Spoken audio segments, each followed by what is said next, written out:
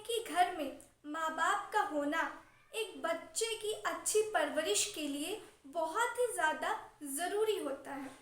क्योंकि जिस घर में माँ बाप नहीं होते हैं उस घर में लड़का हो या लड़की, उसको रोकने और टोकने के लिए, सही गलत में फ़र्क समझाने के लिए कोई नहीं होता है।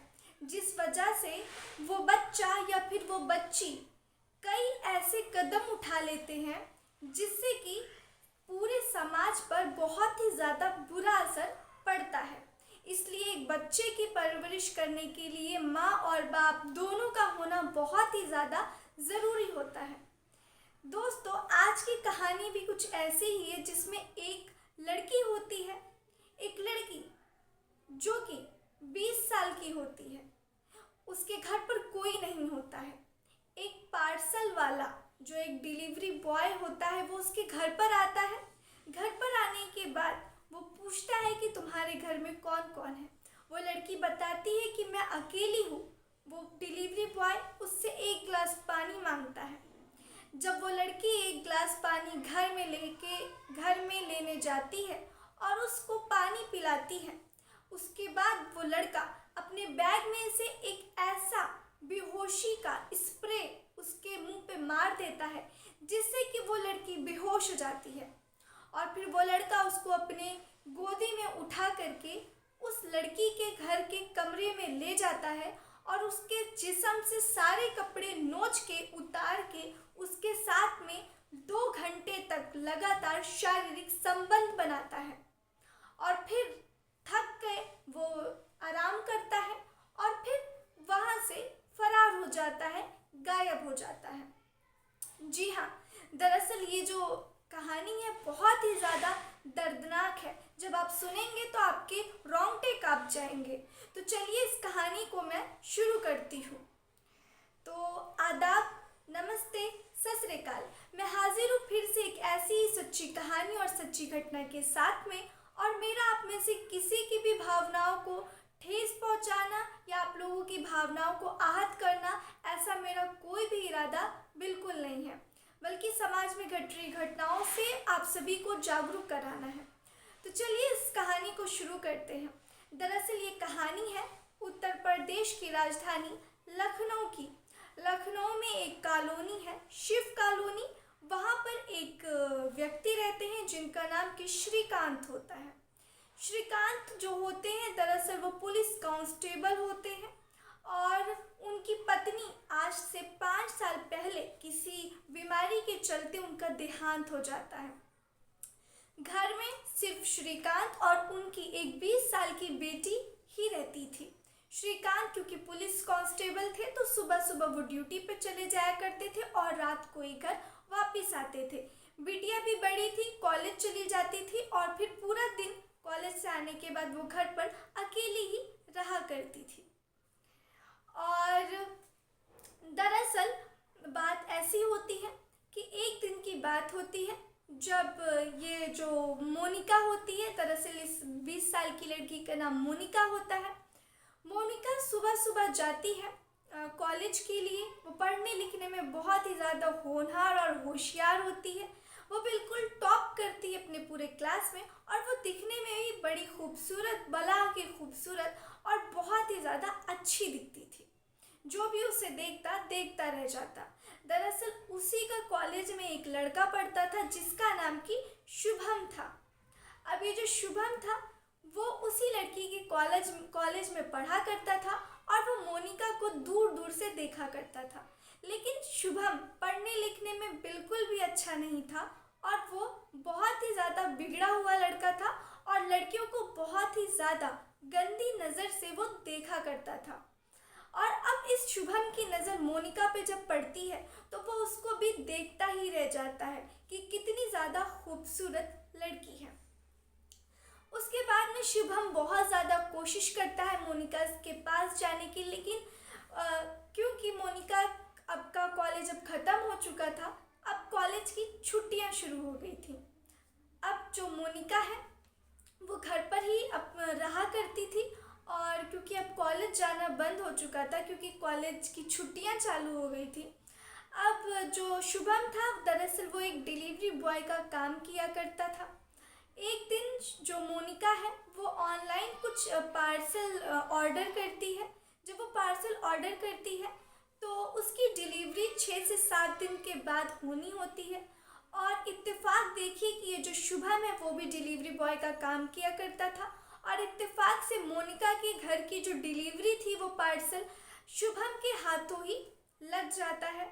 जब शुभम मोनिका के घर पहुंचता है पार्सल देने के लिए, तो अपने सामने खड़ी मोनिका को देख करके वो बिल्कुल हैरान रह जाता है, सन्न रह जाता है। वो फूले नहीं समा रहा था कि जो लड़की के पीछे वो इतने दिन से पड़ा हुआ था, आज उस लड़की के घर वो खड़ा हुआ है। अब वो क्या करता है कि मोन अपने बैग से एक स्प्रे निकालता है। स्प्रे निकालने के बाद वो मोनिका के ऊपर छिड़क देता है। अब जैसे ही वो स्प्रे काम करना शुरू करता है, मोनिका फौरन वहाँ पर बेहोश हो जाती है। शुभम उसको उठाता है अपनी गोदी में और उसके ही कमरे में ले जाता है और उसके बदन से सारे कपड़े निकाल कर अपने भी निर्वस्त्र हो करके मोनिका के साथ में शारीरिक संबंध बनाता है। वो 2 घंटे तक मोनिका के साथ में ये सारी गंदी हरकतें कर रहा होता है, लेकिन मोनिका बेहोश पड़ी होती है। अब जब वो थक जाता है, उठता है, कपड़े पहनता है और वहाँ से वो चला जाता है। अब जब मोनिका उठती है, जब उसकी थोड़ा सा कम असर होता है, उसकी आँख खुलती है, तो वो देखती है कि उसको बहुत ज़्यादा थका हुआ महसूस हो रहा है। साथ ही उसके कपड़े भी बाहर जो है वो बिखरे पड़े हुए हैं बिस्तर से नीचे। अब वो समझ चुकी थी कि उसका ये हाल किसने किया है, लेकिन अब वो कर भी क्या सकती थी। वो काफ़ी ज़्यादा उदास परेशान सी होकर के बैठ जाती है एक कोने में।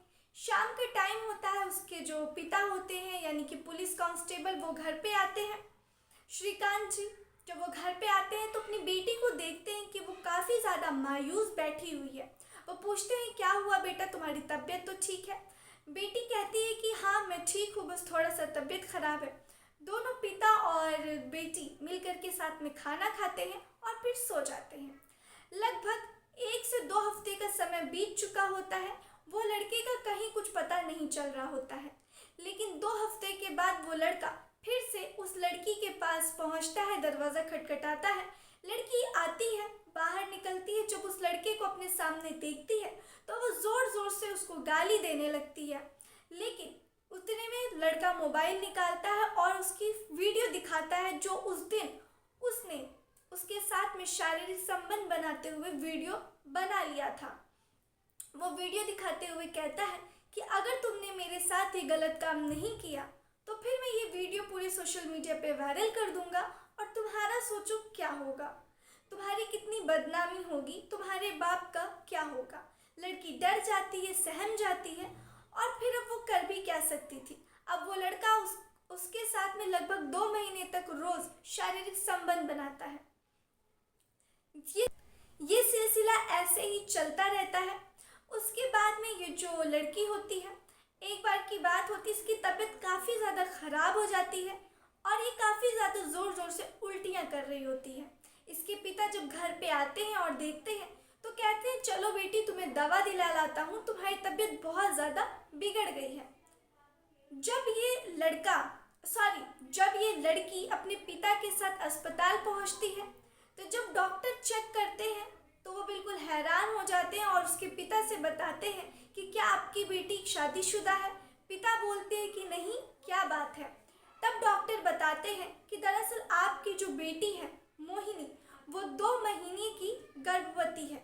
जब ये बात उसके पिता सुनते हैं तो बिल्कुल सन्न रह जाते हैं। उनको समझ नहीं आता कि इनकी बेटी ने ये क्या कर लिया है, कितनी बदनामी होगी उनकी, क्या लोग समाज में इनका क्या इज्जत रह जाएगा।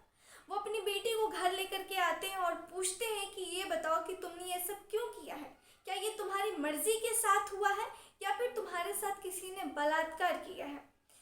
वो लड़की डर जाती है और फिर अपने पिता को सारी बात बता देती है। जब उसके पिता ये सारी बात सुनते हैं तो बिल्कुल हैरान रह जाते हैं। उसके पिता पहुंचते हैं उस लड़के के घर पे।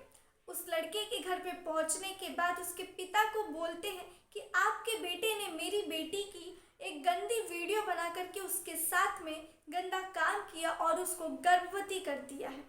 जब उसका पिता ये बात सुनता है, उसका आग बबूला हो जाता है, अपने बेटे को बुलाता है और फिर कहता है कि क्या ये बात सच है। लेकिन उसका बेटा यानी कि शुभम इस बात को साफ साफ मानने से इनकार कर देता है और फिर उसका बाप काफ़ी ज़्यादा गुस्सा होकर के इस लड़की के पिता को घर से धक्के मार के बाहर निकाल देता है।